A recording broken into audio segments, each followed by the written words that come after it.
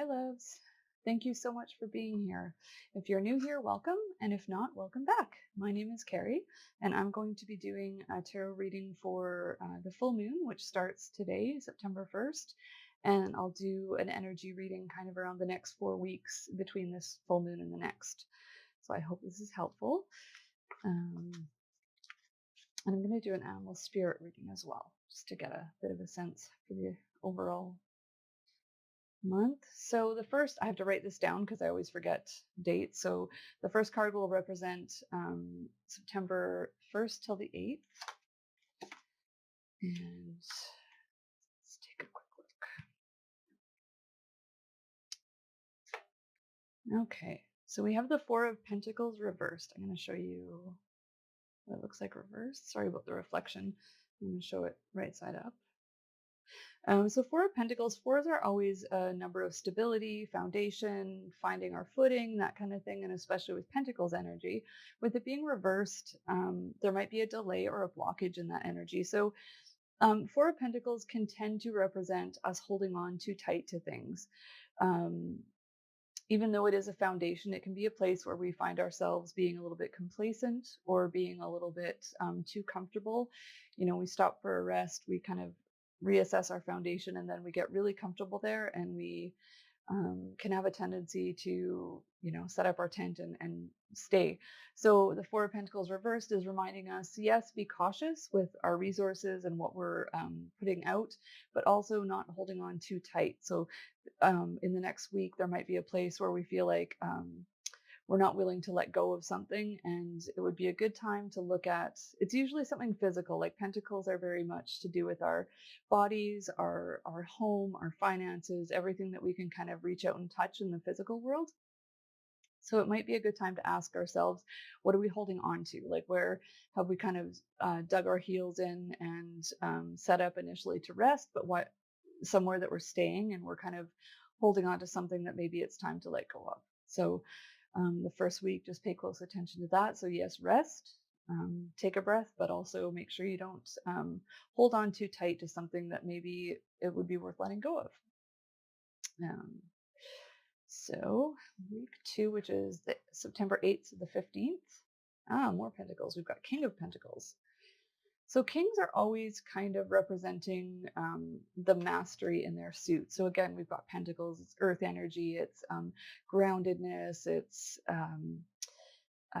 practicality, just all the things. Pentacles, I find, are things that we tend to encounter like on a daily basis, all the things that keep our lives moving, like the moving parts. And the king is sort of represents a part in ourselves. Some people believe that the court cards represent someone in our lives, and that can be true. More often than not, I find it's calling on something within us to pay attention to. So the King of Pentacles is somebody who is very comfortable. He's a, and I say he, we don't really look at, or I don't like to use gender in the tarot because I don't find it helpful. But that masculine energy, that divine masculine, that assertive or like feminine energy tends to be receptive and takes things in and internalizes. Masculine tends to put it out. So kings often ask us to share something, some aspect of ourselves with others.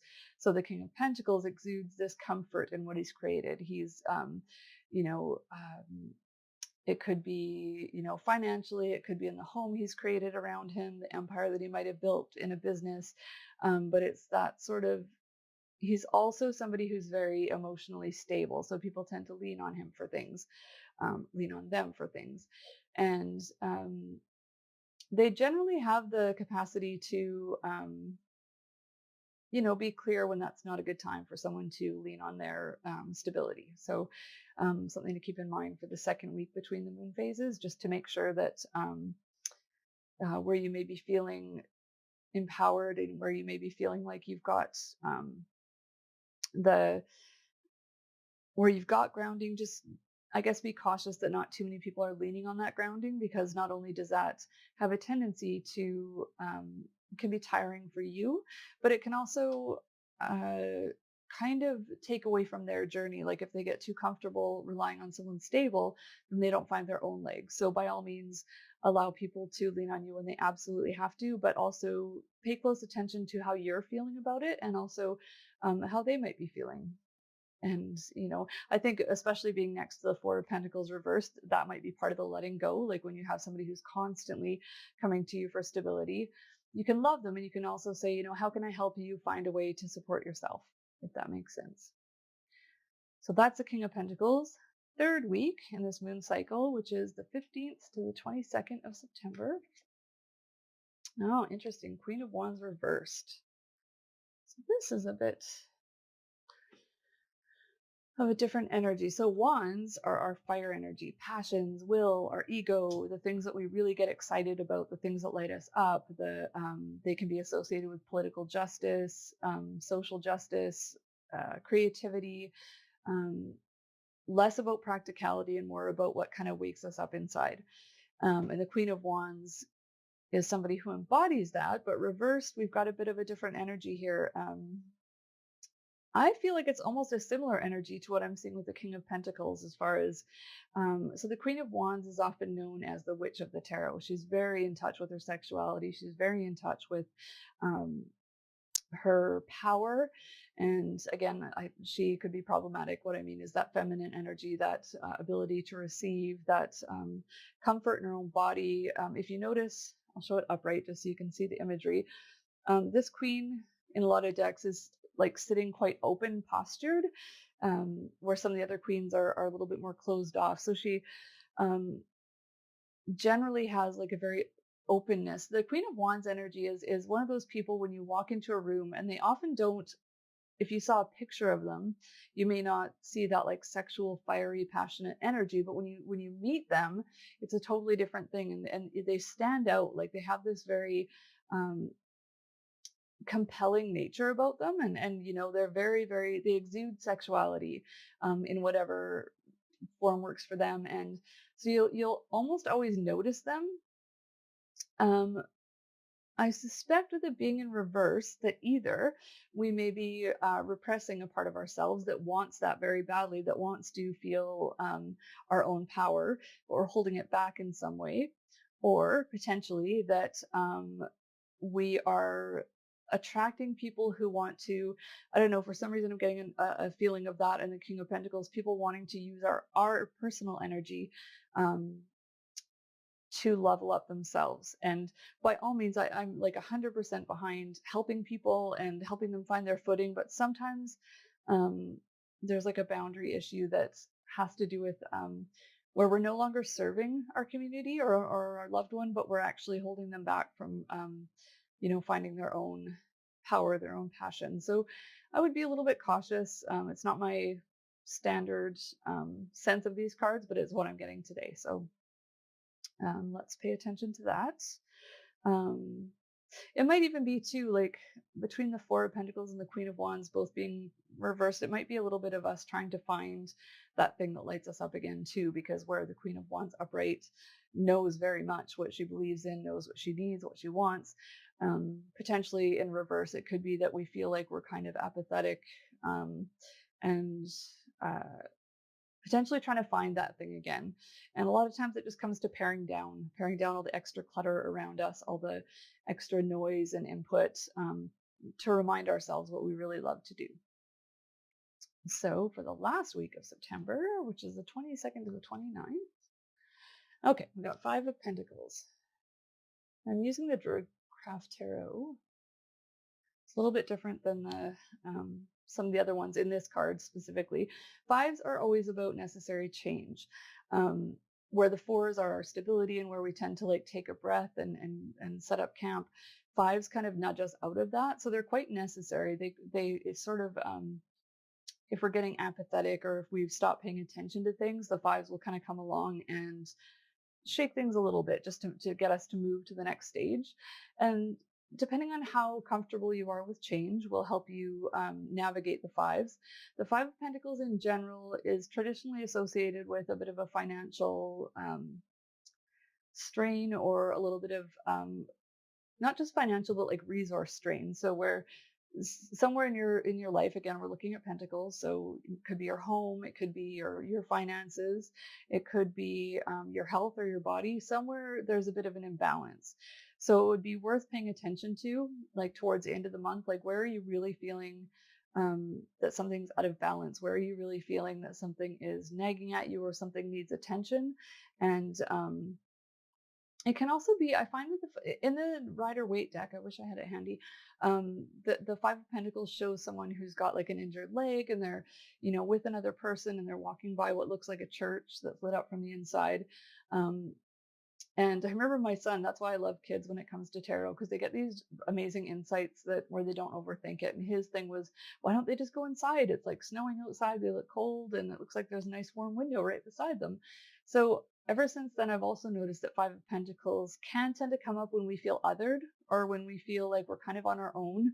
Um, when it comes to like where we feel, it's almost a card of homesickness, like where we feel like we can't really like set our roots anywhere, and it's very temporary. Like the Five of Pentacles, we move through it. It's not something that we're stuck in. It's just something that um it's a cycle, right? Like at times in our life, we feel taxed. Our resources feel taxed. We don't feel like we have enough to share. We don't, and that's it. It's totally fine. It just means that we have to, and especially straddling like a Four of Pentacles reversed at the beginning of September.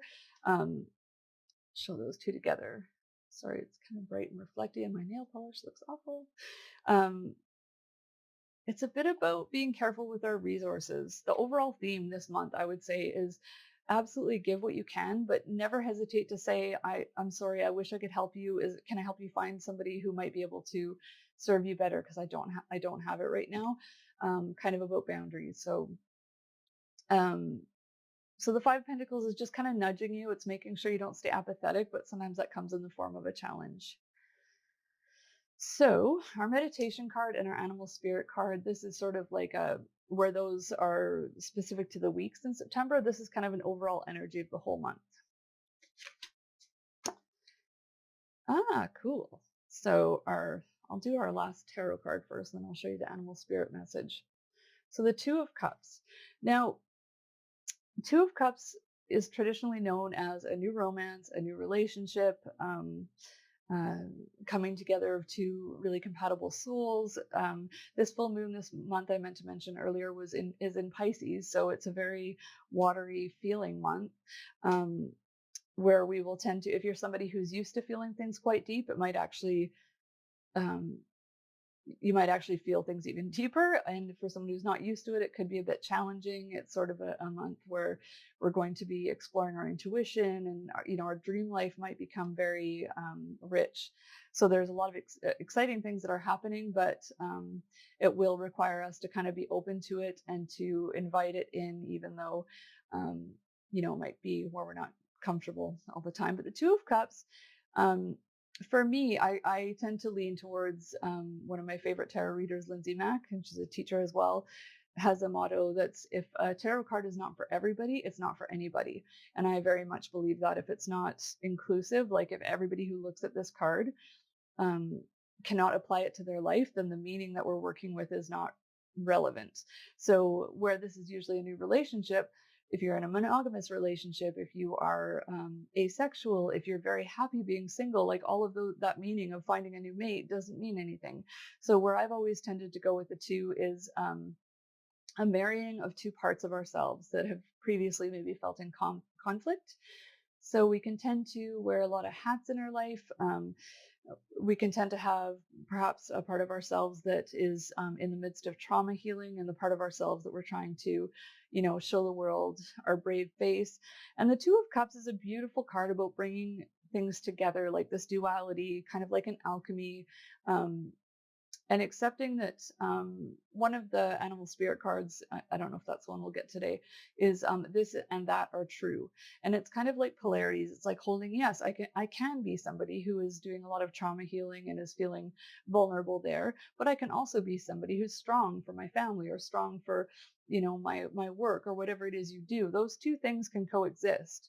And the Two of Cups, because it's an emotional, really watery, intuitive card, I like to think of it more that way. I like to think of like either bringing them together and recognizing that they're both valid parts of you, or just recognizing that sometimes two parts of ourselves are on separate paths, but they're no less important or integral to who we are as a person. So yeah, and twos can also have to do with duality. They can have to do with a choice you have to make. Um, but the Two of Cups is a very harmonious card. So I like to think that it's, a part of ourselves that maybe we previously deemed unlovable, and like bringing that into all of us and recognizing that, yeah, that's not universally accepted as a trait that people look for, but that's part of me and I'm going to love it and I'm going to integrate it with the rest of me. So, and the neat thing about that is, if you are somebody who's looking for a partner, or even a good friendship, a solid friendship, which this card can also definitely have to do with, is like a soul friend, somebody who you both light up when you spend time together. But it can also just have to do with that, just accepting and loving a part of yourself that previously you keep pushing away because you don't like the looks of it or how it functions in public. So it's a really beautiful card. It's what I was going to say is that what happens is, when we integrate those parts of ourselves and when we invite more parts of ourselves in, we tend to attract people who are a better fit for us. So, if you are somebody who's looking for a relationship, oftentimes that work that we do to integrate ourselves so we're more comfortable with all of the parts of ourselves, even the parts that are, come from, parts of our past or whatever that aren't as instantly lovable, we tend to agree, or we tend to attract people who are um, farther along on their journey as well. When we're engaged in a lot of like self-deprecation and we're really hard on ourselves, we tend to attract people who um, may look at us in a similar way, like may also not recognize our worth. Whereas with the Two of Cups, we've learned to love something about ourselves. So we therefore attract better friendships, better work partnerships, better potential mates, whatever it is you're looking for. Doing that work internally tends to make all of that a little bit more symbiotic. So it's a really positive overall vibe. Um, and let's see what our animal spirit message is. Armadillo spirit. Set healthy boundaries. So that's kind of what I was seeing in the other cards too, is that one of the most important acts of self-love that we can take part in is setting boundaries. And it's not easy, and it's not is not always comfortable. But what you'll notice is, the more you practice doing it, and you can do it very gracefully, you can say, oh, I'm sorry, that doesn't work for me right now, but I'd love to like connect with you again in the future. Oh, I'm sorry this weekend doesn't work, but let me know next time you want to get together. And it's not in any way unkind, but you're protecting your own resources. And that's kind of what I see as an overall theme of this month, is protecting your resources, being comfortable knowing when you have resources to give and when you don't. And it's kind of like, um, especially with this Pisces energy, because I think about people like me who have like brain chemistry issues, and can tend to really like stumble down the rabbit hole if they're not careful when they're feeling a lot. And so it's a good month to assess like where your kind of hard yeses and hard nos are. Like, yes, I can help people when maybe you've had a good night's sleep, you don't have a lot on your agenda for that day, whatever. And these are times when I'm not going to be able to help someone else. And then just to be really kind to the people around you and to yourself, and just say, I'm so sorry, I wish I could help you right now, but I can't. And it always feels hard to say, but when people have said that to me in the past, with that kind of grace, I've never even given it a second thought. You state it in a way that the person knows it's not about them. It's about that person protecting themselves, and being careful with their own resources. So I don't like to say too much about the animals, because armadillo could mean something totally different to one person from the other. I learned that when I did a tarot reading for a really sweet friend who's also a tarot client, and we got snake spirit, and I was excited. I was like, oh, cool. And I, started going on about what snakes mean to me. And then she shared that she actually is terrified of snakes. So I realized, like, with the animal spirit cards, it's highly variable. So I won't say much about the animal or embodying that animal. I'll let you kind of decide what that means to you. But the boundary thing is kind of an overall overarching thing. Protect yourself, take care of yourself. You can only serve the people that you care about when you've served yourself first. It takes a lot of practice to learn to do that, but it is highly valuable. And what I like is at the end of the month, that Five of Pentacles card where we can feel a little bit othered or we can feel a little bit outside. Um, if we just kind of let that happen and if we just observe it rather than trying to fight it, the Six of Pentacles is the next card in line, and that brings flow back. It brings movement back into that aspect of our lives. So a lot of times if we try to rush through something or if something's uncomfortable, we think, how do I fix this really fast? With the Five of Pentacles and all fives really in the tarot, it's asking us to um, just let it happen. Just observe it like, okay, wow, this feels kind of crappy, but I'm going to sit with this. I'm going to see what it's asking me to do. And then you'll tend to move through it a lot faster than if you resist it and push it back. So, and I think that's about all I have to say about those cards. Lots of self-love. The Two of Cups is just reminding us, take good care of yourself, both externally, internally, whatever your body is telling you it needs. Try to tend to that before your body starts screaming, because bodies do scream when they don't get attended to. So, um, yeah, I hope that's helpful. If you're getting this in the newsletter, there's going to be an exciting little announcement within the newsletter. Um, and I will put, for the YouTube people who are seeing this, I'll put a link so that you can get the newsletter if you would be interested in working with me. But thank you so much for being here. I'm excited to share this with you, and I'm so grateful for everybody who does take the time to tune in and listen to me go on with my very busy brain. So have a wonderful month between now and the next full moon, and until our paths cross again, goodbye.